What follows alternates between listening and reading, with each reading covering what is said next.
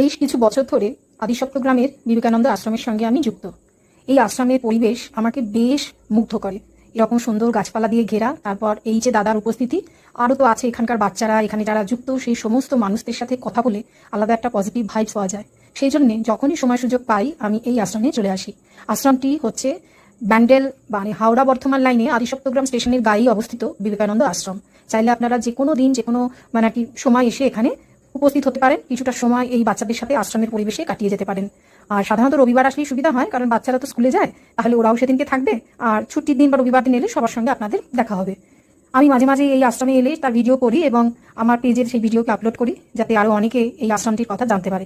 এরকম ছোট বড় বহু আশ্রম চারিদিকে ছড়িয়ে ছিটিয়ে রয়েছে, এখানে আমি আসি সেটাই জানালাম আপনাদের। যে এখানেই আসতে হবে তা নয়, আপনারা এরকম একটুখানি ব্যস্ত জীবন থেকে ক্লান্তি দূর করার জন্য এরকম ছোট বড় অনুষ্ঠানে অংশগ্রহণ করলে দেখবেন একটা আলাদা ভালো লাগা কাজ করবে।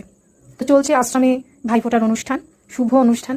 ভাইফোঁটা সকল ভাই বোন তারা যেন তাদের মধ্যে একে অপরের মধ্যে যে ভালোবাসার যে আন্তরিকতার সম্পর্ক সেটা বজায় থাকুক কামনা করি, ঈশ্বরের কাছে প্রার্থনা করি সমস্ত ভাই বোনের এই সুন্দর সম্পর্কটা যেন দীর্ঘজীবী হয়। তারপর চলছে ছোট এক সাংস্কৃতিক অনুষ্ঠান, কত সুন্দর সুন্দর গান উপস্থিত, অনেকেই গান জানেন, কবিতা জানেন, তারা সেগুলো শোনালেন। তারপরে মঞ্চস্থ হলো নৈহাটি থেকে আসা একটি নাটক, মানে আর কি গ্রুপের নাটক, মজার নাটক।